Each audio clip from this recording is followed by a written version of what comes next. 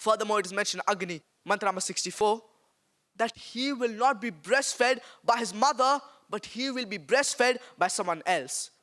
And we know our beloved Prophet Muhammad sallallahu alaihi wasallam, he was breastfed by Bibi Halima. May Allah be pleased with her.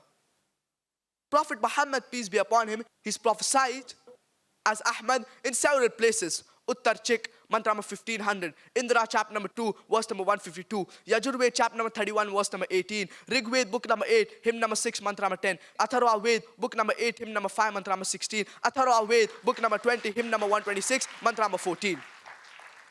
He's prophesied as Narashansa in several places.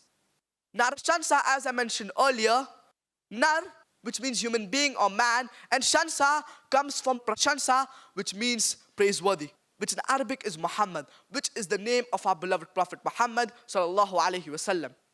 He's prophesied as Narashansa in several places. In Rigved, book number 1, hymn number 13, mantra number 3. Rigved, book number 1, hymn number 18, mantra number 9. Rigved, book number 1, hymn number 106, mantra number 4. Rigved, book number 1, hymn number 142, mantra number 3. Rigved, book number 2, hymn number 3, mantra number 2. Rigved, book number 5, hymn number 5, mantra number 2. Rigved, book number 7, hymn number 2, mantra number 2. Rigved, book number 10, hymn number 64, mantra number 3. Rigved, book number 10, hymn number 182, mantra number 2.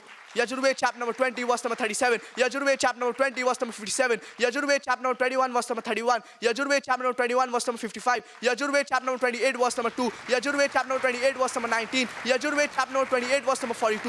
You can go on and on giving only references where Prophet Muhammad, peace be upon him, is prophesied in the Hindu scriptures.